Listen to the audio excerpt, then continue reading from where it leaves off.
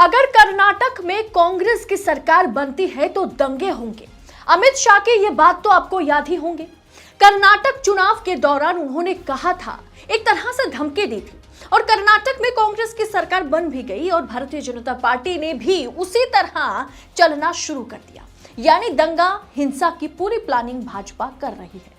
कर्नाटक में चुनी हुई सरकार को परेशान करने में और माहौल को पूरी तरह से अशांत करने में भाजपा फिर एक बार जुट गई है।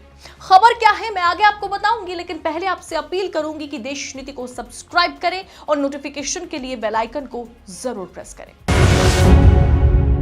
देश नीति, केवल सच्ची और पक्की खबरें। दोस्तों, कर्नाटक में कांग्रेस की प्रचंड बहुमत के साथ जीत हुई और जिसके बाद भाजपा जो है वो बौखलाई हुई है।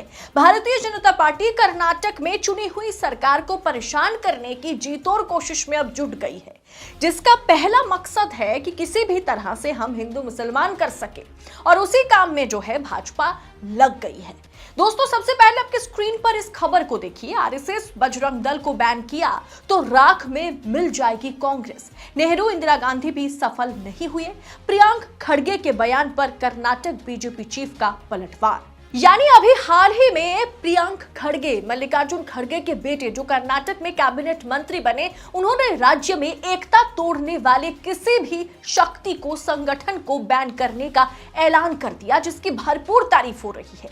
चाहे वो पीएफआई हो, चाहे बजरंग दल हो या फिर आरएसएस ही क्यों ना हो।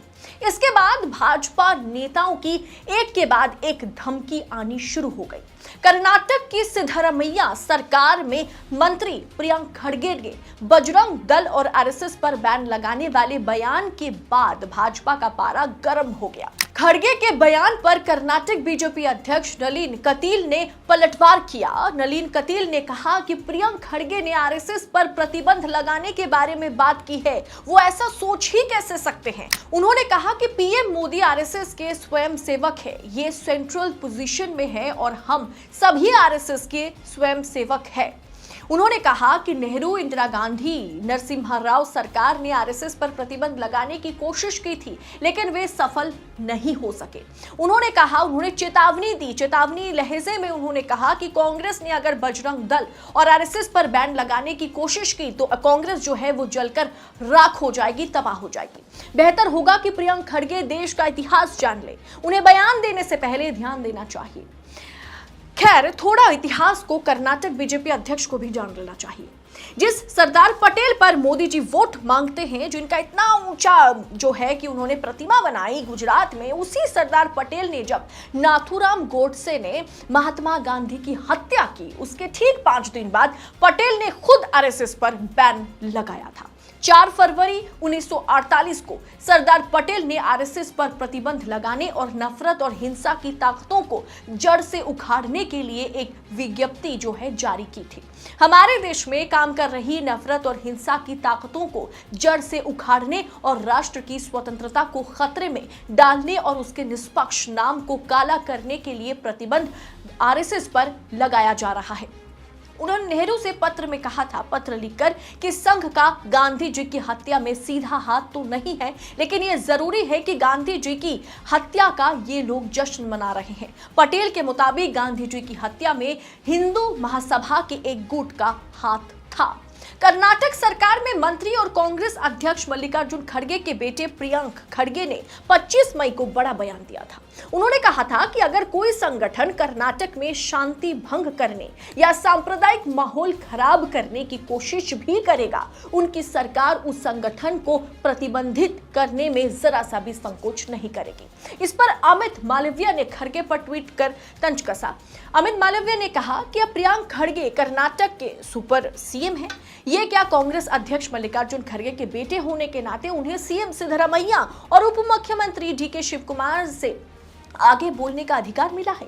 इस तरह की बेतुकी टिप्पणियां करने के लिए बिना पोर्टफोलियो वाले मंत्रियों को मुक्त करने के बजाय कांग्रेस को अपनी 5 गारंटियों को पूरा करने पर ध्यान देना चाहिए। लोग बेचैन हो रहे हैं और कांग्रेस के वादों से मुकरने की स्थिति में सड़कों पर उतरने को तैयार है। दोस्तों, केरला में 1200 के करीब मंदिरों में आरएसएस पर बैन लगा दिया गया।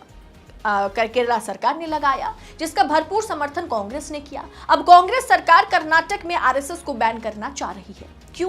क्योंकि जो राज्य है, राज्य में किसी प्रकार की कोई कट्टरवादी संगठन हिंदू मुस्लिम या नफरत ना फैला सके, इसके लिए इस पर प्रतिबंध लगाया जा रहा है। ऐसे में भाजपा इस मुद्दे को इतनी आसानी से तो जाने देने वाली नहीं है। इस पर पूरी तरह से जनता को पोलराइज किया जाएगा, हिंदू मुसलमान किया जाएगा, यहां तक भी हिंसा भी भड़काई जाएगी। यानी जैसा अमित शाह ने कहा, ठीक वैसा। लेकिन कांग्रेस सरकार इसे नफरत के बाजार में नफरती दुकानों को बंद करके मोहब्बत की दुकानें खोलने का काम मान रही है। आपको क्या लगता है, कर्नाटक में आरएसएस के बैन पर क्या हिंसा, दंगे की धमकी दे रहे हैं भाजपा अध्यक्ष? आप अपनी राय कमेंट कर जरूर लिखिएगा। बाकी ऐसी तमाम खबरों के लिए आपको देश नीति को सब्सक्राइब करना होगा, हमारे साथ बने रहना होगा, क्योंकि आपको पता है कि देश नीति आप तक वो खबर पहुंचाता है जो देश हित में होता है, जो जनहित में होता है। ऐसे में गोदी मीडिया नहीं, स्वतंत्र मीडिया को चुनिए, इंडिपेंडेंट मीडिया का साथ दीजिए। और दोस्तों, इस थैंक्स ऑप्शन का इस्तेमाल करना रिपोर्ट के बाद, अगर आपको रिपोर्ट पसंद आती है तो थैंक्स ऑप्शन का इस्तेमाल जरूर करें। बहुत बहुत शुक्रिया। आपका एक सब्सक्राइब हमारे लिए महत्वपूर्ण है। देश नीति को अभी सब्सक्राइब करें और बेल आइकन को दबाना ना भूलें।